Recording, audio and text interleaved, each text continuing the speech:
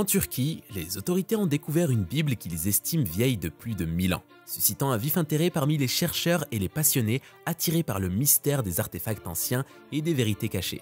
Et si ce livre ancien renfermait une révélation secrète susceptible de remodeler notre compréhension de la vie?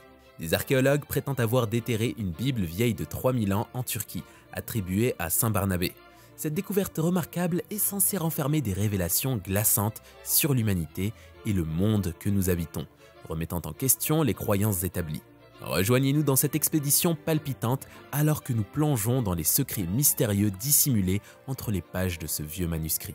Au cœur de cette Bible ancienne se trouve une révélation profonde, exigeant de multiples lectures du Gospel of Barnabas. Les adeptes de la Bible sont depuis longtemps familiarisés avec les événements qu'elle relate, décrivant la vie de Jésus et son existence terrestre.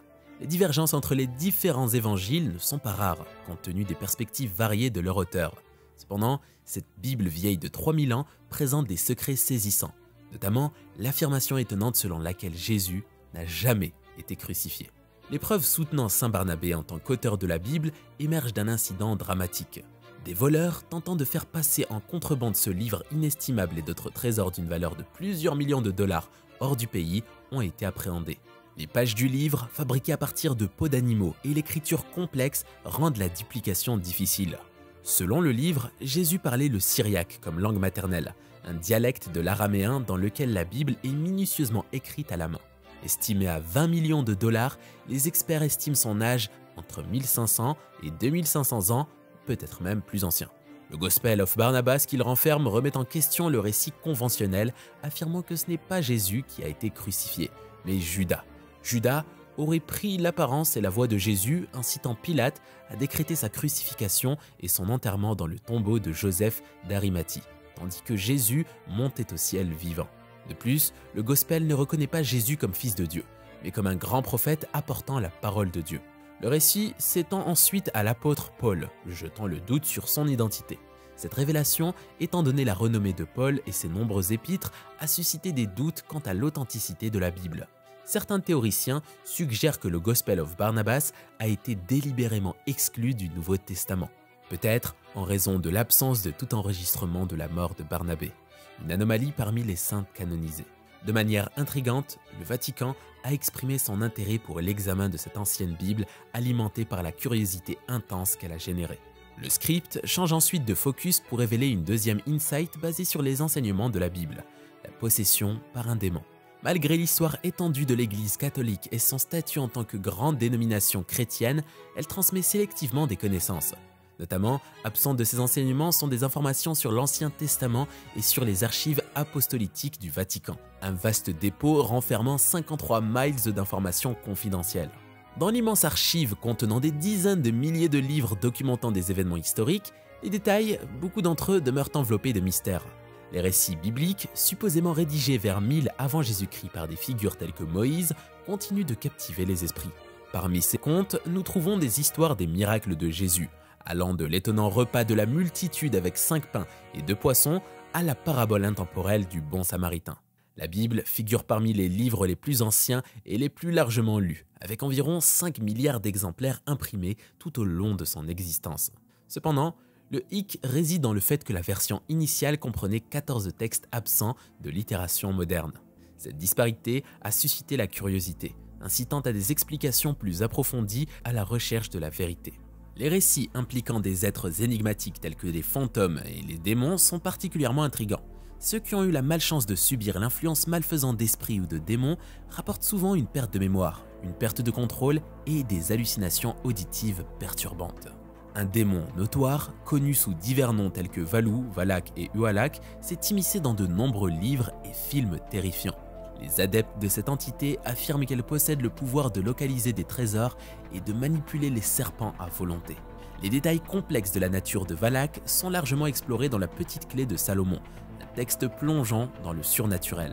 Bien qu'il existe d'autres entités similaires à Valak, beaucoup ont soit sombré dans les annales de l'histoire, soit été confinés. Des spéculations persistent selon lesquelles les archives apostoliques du Vatican dissimuleraient des volumes de ces livres interdits condamnés à ne jamais voir la lumière du jour. les leaders religieux en Irlande et en Italie reconnaissent la gravité de la possession démoniaque en tant que préoccupation contemporaine, mais mettent en garde contre une éventuelle exploitation spirituelle. Parmi ces experts, le père Dino, exorciste originaire de Sicile, éclaire la conscience de l'Église sur le débat en cours autour de la sorcellerie. D'un autre côté, le père Collins, exorciste irlandais, dévoile ses efforts quotidiens pour aider des individus tourmentés par des esprits malfaisants. La Bible elle-même relate des cas où Jésus chassait des démons, des possédés, comme illustré par l'histoire de la fille de la femme cananéenne. Au sein de la foi catholique, la croyance en divers types de possession prévaut, allant de l'obsession, où les individus perdent toute raison de vivre, à la forme la plus couramment reconnue de possession, où un démon prend le contrôle du corps d'une personne, la contraignant à commettre des actes contre sa volonté. Les prêtres catholiques attribuent en partie la responsabilité aux possédés, suggérant que leurs actions ont pu attirer l'intrusion démoniaque. Le terme « infestation » décrit les cas où les démons prennent le contrôle d'objets, d'animaux ou même de foyers. La question troublante émerge. Qu'est-ce qui pousse quelqu'un à abandonner volontairement son corps à de telles forces malveillantes? Les personnes possédées peuvent manifester une force surhumaine et parler des langues inconnues.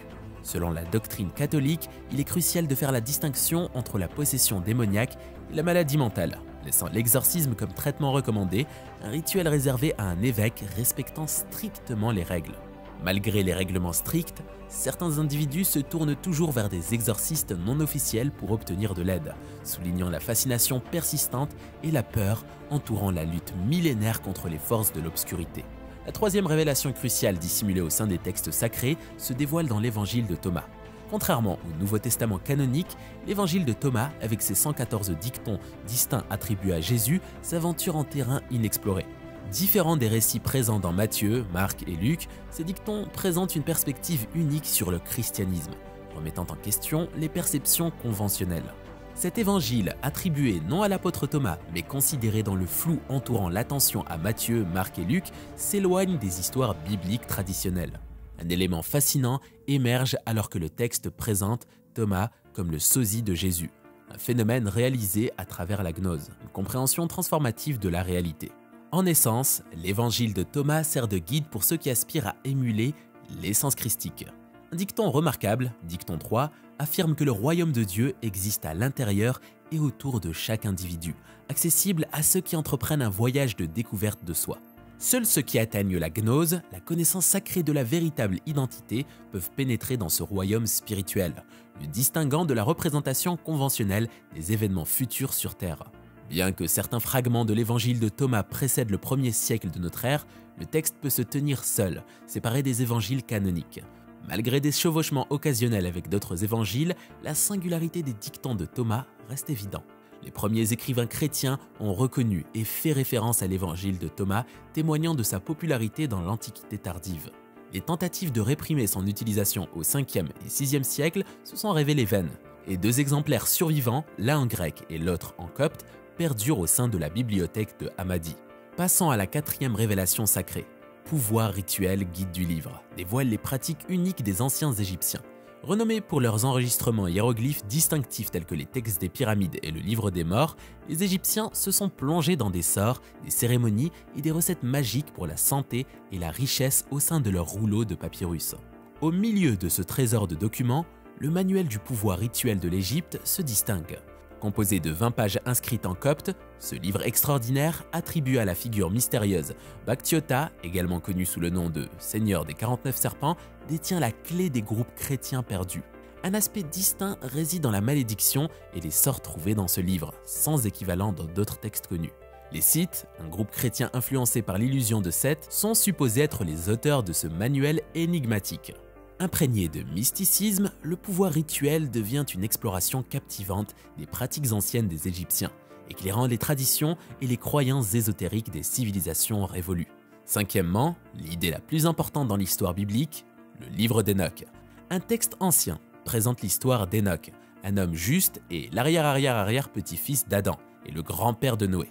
Le livre est divisé en 4 parties, abordant des sujets tels que les récompenses, les punitions, la fin du monde et le jugement. Les chapitres 6 à 36 se concentrent sur les anges, l'arbre de vie, Jérusalem et l'univers. Certains pensent que les Néphilim mentionnés dans la Genèse étaient les descendants d'anges déchus et de femmes humaines. Différentes interprétations existent. Certains considéraient les Néphilim comme des hommes pécheurs ou des descendants de Caïn. Le livre d'Enoch contient des paraboles, dont les paraboles de similitude qui discutent du Fils de l'homme, de l'Ancien des jours et de prophéties similaires à celles de l'Apocalypse. Il offre des conseils détaillés sur la vie et comprend des histoires sur la mission de Noé qui ne figurent pas dans la Bible imprimée. Le livre contient des références qui contredisent la Bible, comme Enoch discutant de Noé et du déluge, malgré la prétendue ascension d'Enoch au ciel avant la naissance de Noé. Il attribue la corruption du monde à un démon nommé Azazel, alors que la Bible l'attribue principalement à Lucifer ou Satan. Les divergences entre le livre d'Enoch et la Bible incluent des différences dans la description du ciel et des inexactitudes astronomiques et météorologiques. Le livre d'Enoch est considéré comme pseudo-pseudépigraphique, non inclus dans la Bible, et est regardé avec prudence en raison de ses incohérences avec les enseignements bibliques. Et vous, qu'en pensez-vous?